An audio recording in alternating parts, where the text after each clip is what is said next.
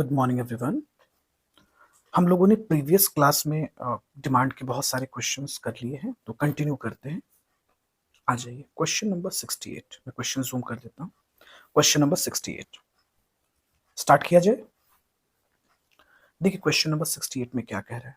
In the case of normal goods the income effect is option A 0, negative, positive, constant. तो भैया मेरे normal goods के साथ income का पॉजिटिव बिहेवियर होता है। अब मतलब क्या है समझिए। मतलब जैसे जैसे इनकम बढ़ता चला जाएगा, इनकम इंक्रीज होगा, पब्लिक उस प्रोडक्ट की डिमांड को भी क्या कर देगी, बढ़ा देगी।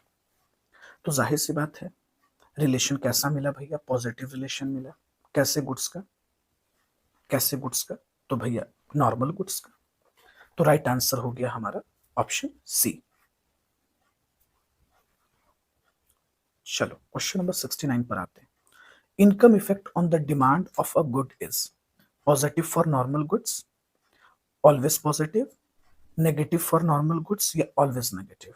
तो कहता है कि income effect on demand of a good. देखिए जनरली नॉर्मली जो कहा गया है वो कहा गया है कि ऑलवेज पॉजिटिव। हाँ अलग बात है कि जब हम लोग बाइफरकेट करके स्टडी करने लगते हैं, गुड्स के कैटेगरी को डिवाइड कर देते हैं, तब वहां पर इंफीरियर गुड्स के लिए इन्वर्स हो जाता है। लेकिन जो जनरली है, जनरली ऑलवेज पॉजिटिव माना गया है। ओके क्वेश्चन नंबर 70 पर आइए। क्वेश्चन नंबर 70 पे क्या कह रहा है। क्वेश्चन नंबर 70 में कह रहा है law of demand is explained by. Law of demand में कार्डिनल अप्रोच है, ऑर्डिनल अप्रोच है, बोथ ए एंड बी या नाइदर ए नॉर बी। देखिए भैया law of demand Alfred Marshall ने दिया, no doubt. Law of demand में cardinal approach भी यूज होता है और ऑर्डिनल अप्रोच भी यूज होता है, क्योंकि कहीं ना कहीं टेस्ट और प्रेफरेंस वाली चीजें भी होती हैं, सेटिस्फैक्शन नाम की चीजें भी होती हैं। इसीलिए हम कहते हैं कि लॉ ऑफ डिमांड में कार्डिनल अप्रोच भी है और ऑर्डिनल अप्रोच भी है। तो राइट आंसर हो जाएगा हमारा C. C is the right answer. Question number 71 पे आइए। 71 में कहता है law of demand refers to functional relationship between price and supply, price and cost, price and income, price and demand. भैया बच्चा भी बता देगा कि price and demand. Okay 72 number the term ceteris paribus in the law of demand. देखिए actually ये Latin word है, Latin phrase है। कौन सा फ्रेज है भैया, तो लैटिन फ्रेज। सेट्री पैरिबस का मतलब क्या होता है, अदर थिंग्स रिमेन कांस्टेंट। मतलब जितने भी फैक्टर हैं लॉ ऑफ डिमांड में वो सब क्या माने जा रहे हैं, कांस्टेंट माने जा रहे हैं। जैसे taste of preference constant, income constant, price of related goods constant, future expected price constant. क्योंकि लॉ ऑफ डिमांड सिर्फ प्राइस के रिस्पेक्ट में पढ़ा जाता है, तो बाकी सभी फैक्टर कांस्टेंट माने जाएंगे।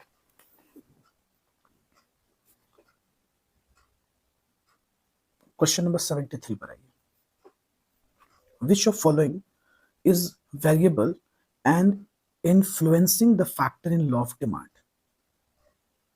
Consumer income law of demand में काम नहीं करता बच्चा लोग, तो ये तो होगा नहीं। टेस्ट ऑफ प्रेफरेंस कांस्टेंट होता है, price of related goods constant है, कंज्यूमर का इनकम हम कांस्टेंट ही मानते हैं। तो भैया मेरे राइट आंसर फिर क्या हुआ, लॉ ऑफ डिमांड किसके रिस्पेक्ट में पढ़ा जाता है, प्राइस ऑफ गुड्स। तो राइट आंसर डी हो जाएगा। आइए नेक्स्ट क्वेश्चन पे मूव करते हैं। देखिए कहता है the phrase other things being equal, law of demand में हम बोलते हैं ना अदर थिंग्स बीइंग इक्वल, सभी चीजें रिमेन सेम।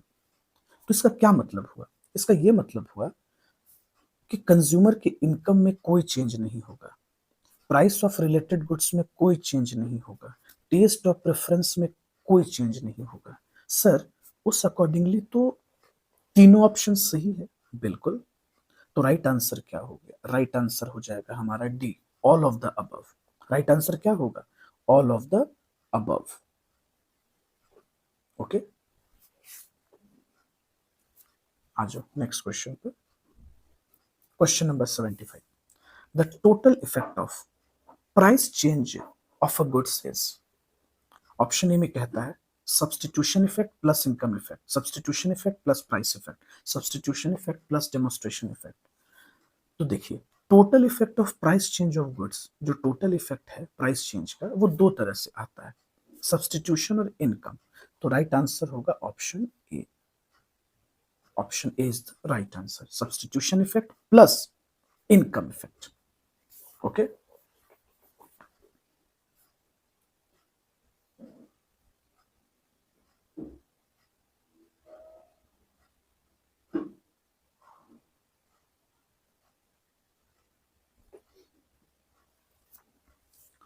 आइए क्वेश्चन 76 पर आते हैं। देखिए क्वेश्चन 76 क्या कह रहे हैं, कंटिन्यू करते हैं। देखिए क्वेश्चन 76 कहता है substitution effect subscribe to the inverse relation between px and qx in the case of, किस तरह के गुड्स में। अच्छा, आप एक चीज नोटिस करना, एक गुड्स की प्राइस की बात हो रही है और दूसरे गुड्स की क्वांटिटी की बात हो रही है, लेकिन यहां पर एक ही गुड्स का प्राइस और एक ही गुड्स का यानी गुड्स एक्स का ही प्राइस और गुड्स एक्स की ही क्वांटिटी की बात हो रही है। तो substitution effect subscribe to inverse relation between, किसके बीच, normal and inferior goods both. ये सब्सटीट्यूशन इफेक्ट जो है किसके किसके बीच इफेक्ट पड़ता है, नॉर्मल गुड्स और इंफीरियर गुड्स के बीच, या normal goods only, inferior goods only, या none of the above. Sir ये जो सब्सटीट्यूशन इफेक्ट है ये तो हर किसी पे काम करेगा, चाहे वो नॉर्मल गुड्स हो या इंफीरियर गुड्स हो। तो हमारा राइट आंसर सी होना चाहिए। ओके, क्वेश्चन नंबर 77 पे आइए। देखिए 77 में क्या कह रहा है, income effect does not subscribe to inverse relation between px and qx in a case of, किस गुड्स में ये काम नहीं करता है। देखिए income effect does not subscribe to inverse relation. Income effect आप जानते हैं ना, इनकम बढ़ेगा, इनकम बढ़ेगा तो डिमांड क्या होगा, घटेगा इंफीरियर गुड्स का, और इनकम घटता है तो डिमांड बढ़ता है। तो कह रहा है income effect does not subscribe to inverse relation between, किस गुड्स के केस में, डज नॉट सब्सक्राइब। जबकि नॉर्मल गुड्स में क्या होता है, इनकम बढ़ता है तो हमारा डिमांड भी बढ़ता है, यानी सेम गुड्स के बारे में बात हो रहा है बच्चों। यहां तुम नोटिस करना यार, ये सबसे काम का बात है, px एंड qx यानी सेम गुड्स का प्राइस भी है, सेम गुड्स का क्वांटिटी भी। क्या होना चाहिए right answer, income effect does not subscribe to inverse relation between, I think so normal goods के बीच नहीं होता है, क्योंकि नॉर्मल गुड्स के साथ डायरेक्ट रिलेशन होता है। जबकि अगर हम बात करें इंफीरियर गुड्स में तो वहां पर होता है इनवर्स रिलेशन। चलिए क्वेश्चन नंबर 78 पे आते हैं। देखिए 78 में क्या कह रहा है, the law of demand will fail in the case of inferior goods only. हाँ बात तो सही है, लेकिन कहा जाता है कि इनकम इफेक्ट हमेशा ग्रेटर होना चाहिए सब्सटीट्यूशन इफेक्ट से। देखिए गिवन गुड्स में तो हमेशा लॉ ऑफ डिमांड फेल होगा, ये तो आप जानते भी होंगे।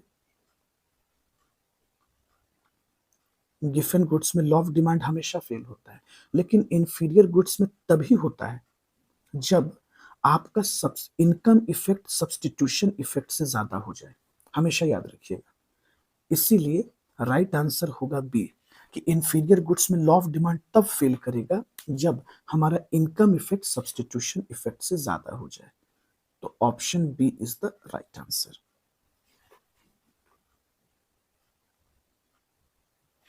79 पे आइए, the law of demand is a dash statement, positive normative descriptive, किस तरह का स्टेटमेंट है।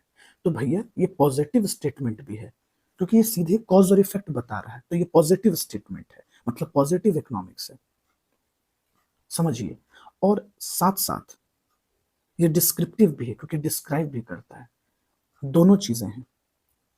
तो पॉजिटिव भी है और डिस्क्रिप्टिव भी है, उस हिसाब से हमारा राइट आंसर हो गया ए, क्योंकि law of demand positive economics को बताता है, क्योंकि यहाँ कॉज और इफेक्ट है। कीमत बढ़ी तो वस्तु का क्वांटिटी डिमांडेड घटा, तो कॉज और इफेक्ट हुआ, और साथ में ये डिस्क्राइब भी कर रहा है, इसीलिए ऑप्शन सी। क्वेश्चन नंबर 80 पर आइए। क्वेश्चन नंबर 80 में क्या कहता है? Dash refers to effect of change in price of product on consumer purchasing power. Simple, real income effect. हम आपको बहुत बार बताए हैं रियल इनकम इफेक्ट का प्रभाव पड़ता है। तो राइट आंसर हो जाएगा हमारा ए। 81 में देखिएगा, क्वेश्चन नंबर 81 में कहता है when the price of Thums Up falls other things being constant buyer substitute Thums Up for Coca Cola. ये किस तरह का इफेक्ट कहलाएगा? सिंपल सी बात है भैया, सब्स्टिट्यूशन इफेक्ट। चलिए 82 नंबर क्वेश्चन पे आइए। 82 में कहता है dash refers to buyer reaction to a change in relative price of two products keeping the total utility constant. Total utility को हम क्या रख रहे हैं? कांस्टेंट। ध्यान से समझिएगा, क्वेश्चन बड़ा अच्छा है यार। क्या कह रहा है? dash refers to buyer reaction to a change in the relative price of two product। अरे हाँ यार, सब्स्टिट्यूशन इफेक्ट। हम कंपेयर जब करते हैं ना तो सब्स्टिट्यूट गुड्स के केस में कंपेयर करते हैं प्राइस को। हम ये देखने, अगर मान लो पेप्सी ने कीमत बढ़ा दी तो हम ये ऑब्जर्व करेंगे कि भैया जब हमको कोक उससे कम कीमत में मिल रहा है तो हम क्यों जाएं, क्यों हम परचेज करें पेप्सी। तो इस तरह के इफेक्ट को हम सब्स्टिट्यूशन इफेक्ट कहते हैं। रिलेटिव कंपैरिजन हम सब्स्टिट्यूट गुड्स में करते हैं। चलिए 83 नंबर पे आते हैं, लास्ट क्वेश्चन है।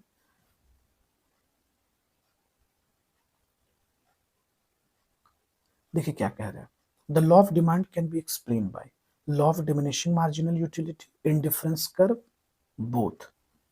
अब आप ही बताओ, जब लॉ ऑफ डिमांड में कार्डिनल अप्रोच और ऑर्डिनल अप्रोच दोनों काम करता है तो हम जानते हैं कि law of diminishing marginal utility किस में आता है? देखिए ये आता है कार्डिनल अप्रोच में और इनडिफरेंस आता है ऑर्डिनल अप्रोच में। तो भैया मेरे जब दोनों आता है तो राइट आंसर हमारा हो गया C, both. Both A and B. तो law of demand can be explain by law of diminishing marginal utility और इनडिफरेंस कर्व दोनों। तो राइट आंसर आप सी पे टिक करना। ओके, तो आज के लिए इतना ही हम लोग रखते हैं। क्वेश्चन कंप्लीट हो गया हमारा, लगभग 10 क्वेश्चन यहाँ हो गया। Okay, thank you everyone.